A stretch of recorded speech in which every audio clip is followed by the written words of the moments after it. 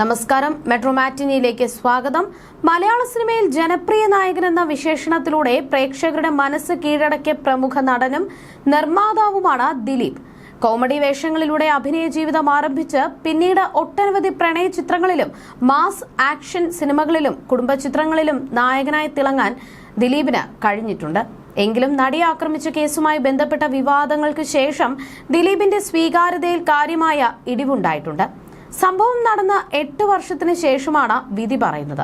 അതിജീവിതയും പ്രതികളിൽ ഒരാളും സിനിമാ മേഖലയിൽ നിന്നാണെന്നതും കേസിൽ അതിജീവിത സ്വീകരിച്ച ശക്തമായ നിലപാടുകളും എല്ലാം കാരണം വിഷയം ദേശീയ തലത്തിൽ തന്നെ ശ്രദ്ധിക്കപ്പെട്ടിരുന്നു. ഒരു സമയത്ത് ദിലീപ് എന്ന പേര് പറഞ്ഞാൽ പോലും വിമർശനങ്ങൾ പറയുന്നവർക്ക് കിട്ടുമായിരുന്നു. അത്രയേറെ സൈബർ അറ്റാക്കും നേരിട്ടുള്ള അറ്റാക്കും ദിലീപിനെ സ്നേഹിക്കുന്നവരും നേരിട്ടു. അതിനുശേഷം പൊതുവെ മാധ്യമങ്ങൾക്ക് അധികം മുഖം കൊടുക്കാതെ നടക്കുകയാണ് ദിലീപ്. കേസുമായി ബന്ധപ്പെട്ട വിഷയങ്ങൾ കോടതിയിൽ ഇരിക്കുന്ന വേളയിൽ പോലും സിനിമാ പ്രൊമോഷനുകളിൽ അധികം അദ്ദേഹത്തെ കാണാൻ കഴിഞ്ഞിരുന്നില്ല. എങ്കിലും അടുത്ത കാലത്തായി താരം ധാരാളം പ്രൊമോഷൻ പരിപാടികളിലും അഭിമുഖങ്ങളിലും ഉൾപ്പെടെ പങ്കെടുത്തിരുന്നു. ഇപ്പോഴിതാ നടി ആക്രമിച്ച കേസിൽ ഉൾപ്പെട്ട ശേഷം പോലീസുകാരിൽ നിന്നും ഉണ്ടായ അനുഭവം വെളിപ്പെടുത്തിയെത്തിയിരിക്കുകയാണ് ദിലീപ്. തന്നെ ഒറ്റപ്പെടുത്താനായി ചില പോലീസുകാർ ചേർന്ന് തന്റെ ഡോക്ടറെയും ബലിയാടാക്കിയെന്നും താരം ആലുവയിൽ ഡോക്ടർ CM ഹൈദരാലിയുടെ ആശുപത്രിയുടെ പരിപാടിയിൽ പങ്കെടുത്ത് സംസാരിക്കവേ ആരോപിച്ചു.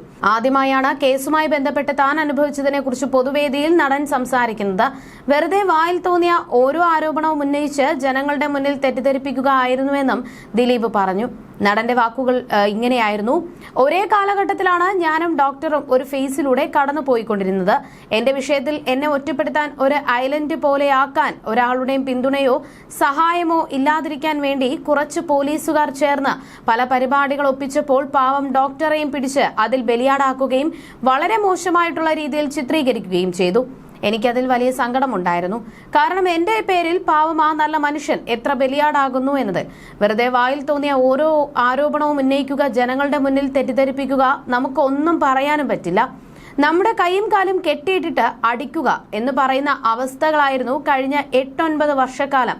ഡോക്ടർ എന്നെ വിളിച്ച് ഇടയ്ക്കിടയ്ക്ക് ചോദിക്കും ദിലീപിന്റെ കേസ് എന്തായി എന്ന്.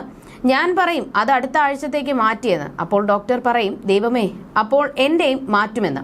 ഡോക്ടർ ഓരോ തവണയും ചോദിക്കും ഇപ്പോൾ എന്തായി എന്ന്. ഡോക്ടറെ അത് അടുത്ത ആഴ്ചത്തേക്ക് മാറ്റുമായിരിക്കും എന്ന് പറയുമ്പോൾ പറയും എന്റേതും അങ്ങനെ തന്നെ ആയിരിക്കും, എന്താകുമോ ആവോ എന്ന്.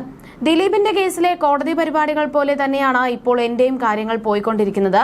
നിങ്ങൾക്ക് പ്രശ്നം വന്നപ്പോൾ എനിക്ക് ഹാർട്ട് സർജറിയായി ആശുപത്രിയിലായി എന്ന് പറഞ്ഞു. അങ്ങനെ എത്രയോ വർഷക്കാലം ഈ കോടതിയിൽ നിന്ന് ആ കോടതിയിൽ പോയി, മേൽക്കോടതിയിൽ പോയി, പിന്നെ വീണ്ടും കീഴ്ക്കോടതിയിലെത്തി, സൈഡിലൂടെ നമ്മളുടെ കേസും പോയിക്കൊണ്ടിരിക്കുന്നുണ്ട്. അവസാനം സത്യം ജയിച്ചു എന്ന് പറയുന്നത് പോലെ ഡോക്ടർക്ക് അദ്ദേഹത്തിന്റെ ആശുപത്രി തിരിച്ചു കിട്ടി. അച്ഛന്റെ പേരിൽ 2009 ഒരു ട്രസ്റ്റ് തുടങ്ങാനുള്ള കാരണം ഡോക്ടർ ഹൈദരാലിയുടെ പ്രവർത്തന ശൈലിയിലാണ്. ട്രസ്റ്റിന്റെ പേരിൽ 1000 വീട് പദ്ധതിയുടെ ഭാഗമായി ഏകദേശം 11 വീട് ചെയ്തു കൊടുത്തിരുന്നു. ആ സമയത്താണ് എന്റെ പ്രശ്നങ്ങൾ വന്നത്. ആർക്കെങ്കിലും ഒരു സഹായം ചെയ്താൽ ഉടനെ അത് മറ്റേയാൾക്ക് കാശ് കൊടുത്തതാണ്, ഇയാൾക്ക് കാശ് കൊടുത്തതാണ് എന്നാണ് പോലീസ് പറഞ്ഞുകൊണ്ടിരുന്നത്. അതോടെ ആ ട്രസ്റ്റ് ഫ്രീസ് ചെയ്തുവെന്നും ദിലീപ് പറഞ്ഞു. 2017 കൊച്ചിയിൽ നടി ആക്രമിച്ച ദൃശ്യങ്ങൾ പകർത്തിയ കേസിൽ 2025 ഡിസംബർ 8 എറണാകുളം പ്രിൻസിപ്പൽ സെഷൻസ് കോടതി വിധി പ്രസ്താവിച്ചത്. പൾസർ സുനി ഉൾപ്പെടെയുള്ള 6 പ്രതികൾക്ക് 20 വർഷം കഠിന തടവും പിഴയും കോടതി വിധിച്ചു. ദിലീപ് ഉൾപ്പെടെയുള്ള മറ്റ് പ്രതികളെ തെളിവുകളുടെ അഭാവത്തിൽ കോടതി വെറുതെ വിട്ടു. ദിലീപിനെ വെറുതെ വിട്ട ഉത്തരവിനെതിരെ കേരള സർക്കാർ ഹൈക്കോടതിയിൽ അപ്പീൽ നൽകിയിട്ടുണ്ട്. അതേസമയം മഞ്ജു വാര്യർ ദിലീപ് ജോഡിക്ക് ഒരു കാലത്ത് വലിയൊരു ആരാധക വൃന്ദം തന്നെ ഉണ്ടായിരുന്നു. അങ്ങനെ ഇരിക്കെയാണ് പെട്ടെന്ന് ഒരു ദിവസം മഞ്ജുവും ദിലീപും വിവാഹമോചനത്തിന് ഒരുങ്ങുന്നുവെന്ന വാർത്ത പുറത്തു വന്നത്. കുടുംബിനിയായി കഴിയാനാണ് മഞ്ജുവിന് താല്പര്യമെന്ന് ദിലീപ് അക്കാലത്ത് വ്യക്തമാക്കിയിരുന്നുവെങ്കിലും ഇരുവരും തമ്മിലുള്ള 17 വർഷം നീണ്ട ദാമ്പത്യം 2015 വിവാഹമോചനത്തിൽ അവസാനിച്ചു. ഒരു വർഷത്തിന് ശേഷം കാവ്യ മാധവനെ ദിലീപ് വിവാഹം കഴിച്ചു. ഇന്ന് മഞ്ജു വാര്യർ തന്റെ പഴയ പ്രതാപത്തോടെ സിനിമയിൽ തിളങ്ങി നിൽക്കുകയാണ്. മഞ്ജു സോഷ്യൽ മീഡിയയിൽ പങ്കുവയ്ക്കുന്ന ചിത്രങ്ങൾ വൈറലായി മാറാറുണ്ട്.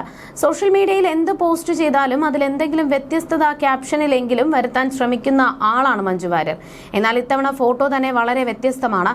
വയസ്സ് 47, ഇപ്പോഴും എനർജറ്റിക്കായി എന്തെങ്കിലും വ്യത്യസ്തമായി ചെയ്തുകൊണ്ടിരിക്കാൻ ആൾ ആരാണ് എന്ന് ചോദിച്ചാൽ രണ്ടാമതൊന്ന് ആലോചിക്കാതെ ഉത്തരം പറയാൻ സാധിക്കും. അത് മഞ്ജു വാര്യർ വാര്യറാണെന്ന്. നടി ഏറ്റവും ഒടുവിൽ തന്റെ ഇൻസ്റ്റഗ്രാമിൽ പങ്കുവച്ച ചിത്രങ്ങളാണ് ഇപ്പോൾ സോഷ്യൽ മീഡിയയിൽ ശ്രദ്ധ നേടുന്നത്. ധാവണിയെടുത്ത് കൂളിംഗ് ഗ്ലാസും വെച്ച് കുതിരപ്പുറത്തേറി വരുന്ന ചിത്രങ്ങളാണ് മഞ്ജു വാര്യർ പങ്കുവച്ചിരിക്കുന്നത്. മൈജിയുടെ ഓണം സ്പെഷ്യൽ ആഡ് ഫിലിം ഷൂട്ടിനിടയിൽ എടുത്ത രംഗങ്ങളാണിത്. ആഡ് ഷൂട്ടിൽ ഒരു സെക്കൻഡ് മാത്രമാണ് മഞ്ജു വാര്യരുടെ ഈ സീനുള്ളത്. അത്രയും പ്രൗഢിയോടെയാണ് ആ വരവ്. ലവ് ഇമോജി മാത്രമാണ് ഫോട്ടോകൾക്ക് മഞ്ജു നൽകിയിരിക്കുന്ന ക്യാപ്ഷൻ. ഇത്ര സുന്ദരിയായിരിക്കുന്നത് നിയമവിരുദ്ധമാണെന്ന കമന്റുമായി നടി ഋതിക സിംഗും എത്തിയിരുന്നു. ഇരുതി സുട്രെന്ന ചിത്രത്തിലൂടെ അഭിമുഖമായി ഇന്ന് ബോളിവുഡ് സിനിമാ ലോകത്ത് നിറഞ്ഞു നിൽക്കുന്ന നടിയാണ് ഋതിക സിംഗ്. അവർ പോലും മഞ്ജു വാര്യരുടെ സൗന്ദര്യത്തിൽ അസൂയപ്പെടുന്നു എന്ന് കമന്റിൽ വ്യക്തം. കലക്കിയെന്ന കമന്റുമായി ലിസി ലക്ഷ്മിയും എത്തിയിട്ടുണ്ട്.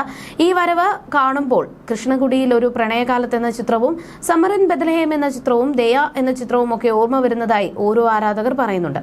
എന്തു തന്നെയായാലും അന്നത്തെ അതേ എനർജിയും ആവേശവും ഇന്നും മഞ്ജുവിൽ ഉണ്ടെന്ന കാര്യത്തിൽ സംശയമില്ല. ആര്യയ്ക്കൊപ്പം തമിഴിൽ ചെയ്ത മിസ്റ്റർ എക്സ് എന്ന ചിത്രമാണ് ഏറ്റവും ഒടുവിൽ മഞ്ജു വാര്യരുടേതായി പുറത്തിറങ്ങിയത്. Happy loop, Nere Chovve, Odiyan, the age of illusion എന്നീ ചിത്രങ്ങളാണ് ഇപ്പോൾ മലയാളത്തിൽ മഞ്ജു വാര്യർ ചെയ്തുകൊണ്ടിരിക്കുന്നത്. ഹിന്ദിയിൽ അമേരിക്കി പണ്ഡിറ്റ് എന്ന ചിത്രത്തിന്റെ ഷൂട്ടിംഗ് മഞ്ജു പൂർത്തിയാക്കിയതായാണ്. സിനിമയെക്കുറിച്ച് മറ്റ് അപ്ഡേഷനുകൾ വന്നിട്ടില്ല. ഇപ്പോൾ സിനിമകളെക്കാൾ തന്റെ ബക്കറ്റ് ലിസ്റ്റ് ആഗ്രഹങ്ങൾ ഓരോന്ന് പൂർത്തിയാക്കുന്ന തിരക്കിലാണ് മഞ്ജു വാര്യർ. ഒരുപാട് യാത്രകൾ ചെയ്യുന്നു, മുൻപ് മാറ്റിവെച്ചിരുന്ന ചിത്രകലയും മറ്റും പൊടി തട്ടിയെടുക്കുന്നു, ബൈക്ക് റൈഡ് നടത്തുന്നു, അങ്ങനെ പലതും. വർഷങ്ങൾക്ക് ശേഷമുള്ള മഞ്ജുവിന്റെ ഈ തിരിച്ചുവരവ് ആരാധകർ ആഘോഷിക്കുകയാണ്. തന്റെ കരിയറിന്റെ പീക്കിലാണ് മഞ്ജു വാര്യർ വിവാഹം കഴിക്കുന്നതും സിനിമയിൽ നിന്നും വിട്ടുനിൽക്കുന്നതും. 10 വർഷത്തിലധികം കാലം വീടിന്റെ 4 ചുമരുകൾക്കുള്ളിൽ മഞ്ജു ജീവിച്ചു. മറ്റാരെങ്കിലും ആയിരുന്നുവെങ്കിൽ മറന്നു പോകുമായിരുന്നു എന്നുറപ്പിക്കാൻ സാധിക്കുന്ന ഇടവേള. വർഷങ്ങൾക്ക് ശേഷം മഞ്ജു തിരികെ വന്നു. പോയതിലും ശക്തമായി അവരുടെ തിരിച്ചുവരവ് കാത്തിരുന്ന മലയാളി മഞ്ജുവിന്റെ ഇരിപ്പിടം മറ്റാർക്കും നൽകാതെ കാത്തു സൂക്ഷിച്ചിരുന്നു. വിവാഹശേഷം അഭിനയ ലോകത്തു നിന്നും നൃത്തവേദികളിൽ നിന്നും മഞ്ജു വിട്ടുനിന്നു. കുടുംബിനിയായി കഴിയാനാണ് മഞ്ജുവിന് താല്പര്യമെന്ന് ദിലീപ് അക്കാലത്ത് വ്യക്തമാക്കിയിരുന്നുവെങ്കിലും ഇരുവരും തമ്മിലുള്ള 17 വർഷം നീണ്ട ദാമ്പത്യം 2015 വിവാഹമോചനത്തിൽ അവസാനിച്ചു. വിവാഹമോചന ശേഷം മഞ്ജു സിനിമയിലേക്ക് തിരിച്ചെത്തി. ദിലീപ് തന്റേതായ രീതിയിൽ സിനിമയിൽ തുടർന്നു. വേർപിരിയാനുള്ള കാരണം ഇരുവരും എവിടെയും പങ്കുവച്ചിട്ടില്ല. പക്ഷേ നടി ആക്രമിച്ച കേസ് വന്ന ശേഷം ഇരുവരും തമ്മിൽ ഒരു കോൾഡ് വാർ ഉണ്ടായിരുന്നു. കേസിൽ വിധി വന്ന ശേഷം മഞ്ജുവിനെതിരെ ദിലീപ് രംഗത്തെത്തുകയും ചെയ്തിരുന്നു.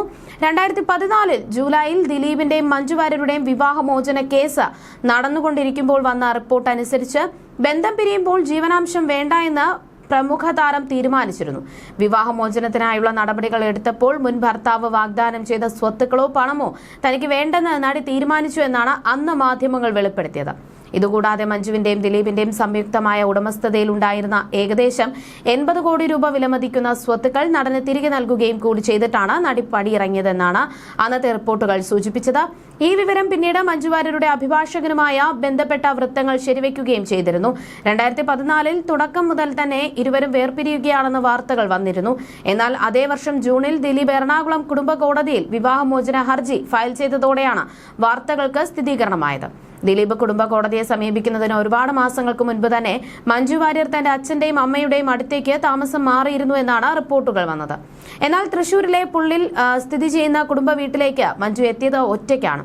ഇരുവരുടെയും ഒരേ ഒരു മകളായ മീനാക്ഷി ദിലീപ് തന്റെ അച്ഛനൊപ്പം ആലുവയിൽ തന്നെയാണ് അന്നു മുതൽ താമസിച്ചിരുന്നത്. എന്നാൽ പിന്നീട് മീനൂട്ടി എന്ന് വിളിപ്പേരുള്ള മകളുടെ മെഡിസിൻ പഠനത്തിനായി ദിലീപും രണ്ടാം ഭാര്യയും നടിയുമായ കാവ്യ മാധവനും ഇളയ മകൾ മഹാലക്ഷ്മിയും ചെന്നൈയിലേക്ക് താമസം മാറിയിരുന്നു. You're watching me and you're watching me on metromatney.com. on metromatney.com. metromatney.com. Subscribe for more videos. Subscribe for more videos. Subscribe here for more videos. Subscribe now. Thank you.